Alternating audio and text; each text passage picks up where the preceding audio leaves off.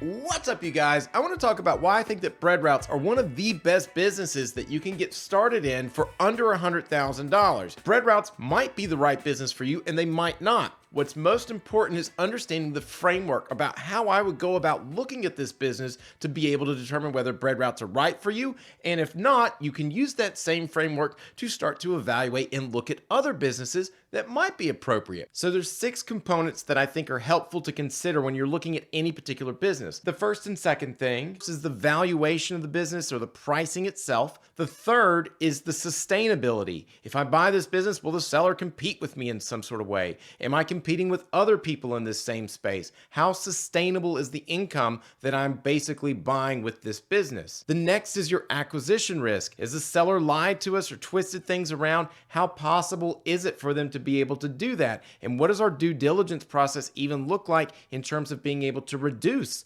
that acquisition risk? The next is your operations. Am I going to be in a sales role? Am I competing with people left and right? Am I managing a team? Am I just running a route? What am I doing operationally? And finally, what's the current income? So with that said, let's talk about these bread routes. So when I'm talking about bread routes, I'm talking about contracting with one of the 5 major brand names across America that allow people to buy and sell their contracts that distribute their product to local convenience stores, grocery stores, and so on.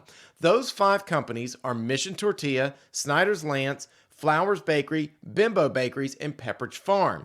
So it's going to be one of those 5 that most people end up dealing with. Now, there are some other types of bread routes that are smaller. We're not going to talk about those today, but one of the coolest things about bread routes is that there is in-house financing for a lot of those contracts. So for example, all of them will allow you to get financing in-house with those companies except for Mission Tortilla.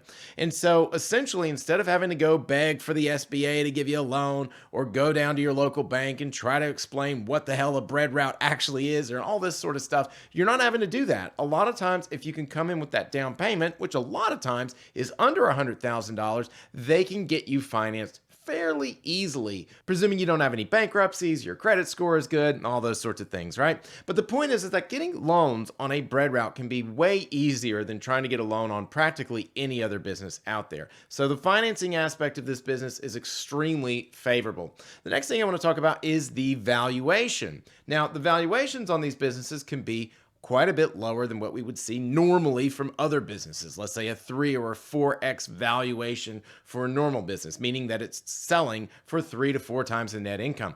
Now, in a bread route, you might be able to get that business for 1 times the net income, or maybe 2, 2.5. These are common sorts of multiples for a lot of bread routes, and the multiple can change. Maybe there's a truck included, maybe not. All sorts of things can change that valuation. So it's not a hard and set rule in terms of how much a bread route is worth. Valuing bread routes is probably a good topic for another video, but for right now, just know that most of the time when we see bread routes, they sell at a lower multiple than a lot of other good businesses that are out there.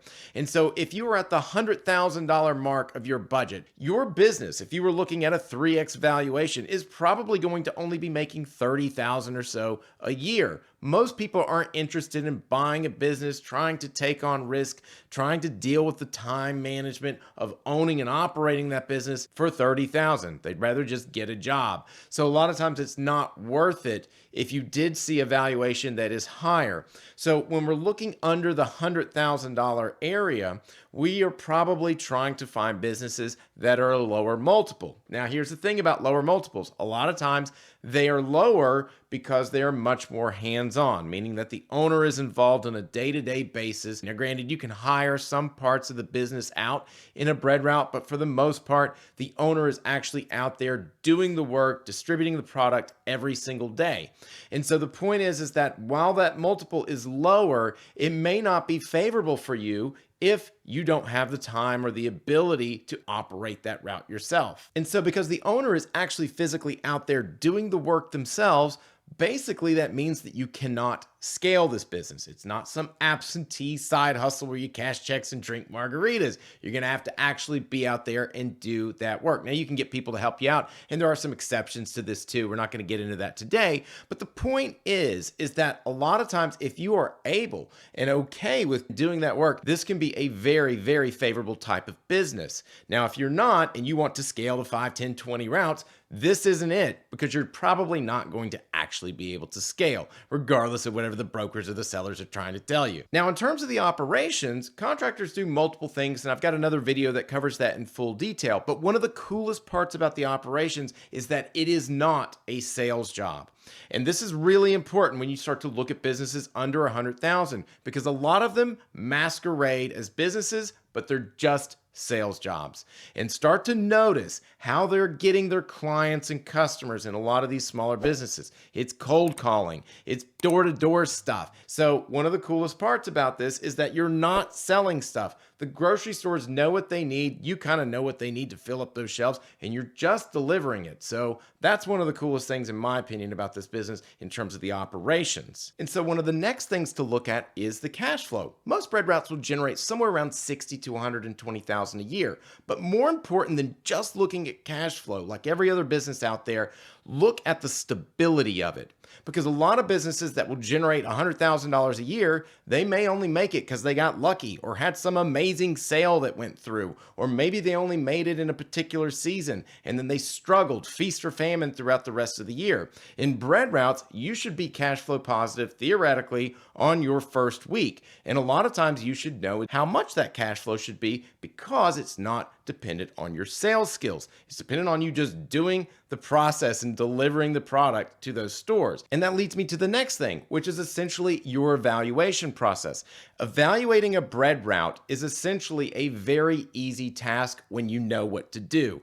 When you understand this business and understand how contractors operate on a deep level, evaluating these things can be a very quick and easy and clean process, as opposed to, say, a FedEx route, which can be extremely convoluted. Even though the operations are simple, evaluating a FedEx route is extremely difficult for anyone that does not have direct experience with FedEx. Contrast that to a bread route. When you know what to look for, it's easy. Now, granted, does that mean that it's a flawless process and that no one can ever screw you in any sort of way and that everything will go perfect? No. But you can do a lot of things that will make this a lot less risky than a lot of other businesses. And if you look at other businesses out there, you're going to see things like potentially laundromats, gas stations, car washes. And whenever you start to deal with a lot of cash transactions, your evaluation process starts to dwindle in terms of how effective it can be.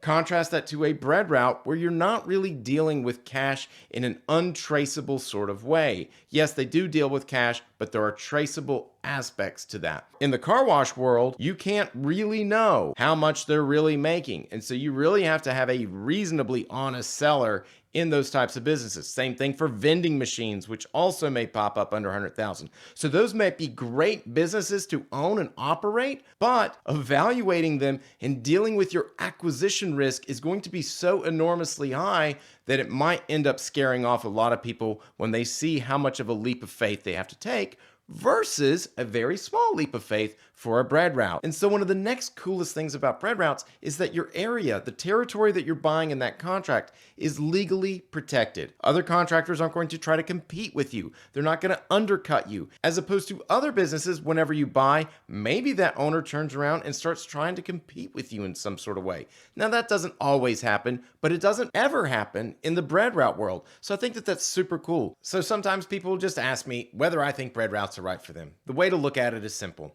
If you're okay with making 60 to 120,000 a year, working 30 to 50 hours a week, and waking up really early in the morning to be able to operate this business yourself, a lot of times bread routes can be fantastic because you're not having to deal with any of the stress of a typical business, like dealing with sales, competition. None of that stuff is even really a factor in this business. The other thing is that your acquisition risk can be much, much lower than a lot of other businesses. And you are going to likely be cash flow positive your first week, and you're going to have a reasonably stabilized and consistent income throughout most of the year. It's not extremely seasonal. You're also not dealing with a bunch of employees giving you a bunch of headaches and calling in sick last minute. Now, granted, you might have some people help you out here or there, but it's not like you're managing a huge team. Now, if you did want to manage a huge team, you did want to make more than $120,000 a year, you didn't want to work 50 hours a week, well, you got to start looking at some other businesses. But hopefully this helps out with you being able to compare one business to the next and trying to determine whether bread routes are right for you. So remember, like, subscribe, and we'll talk to you soon. Bye-bye.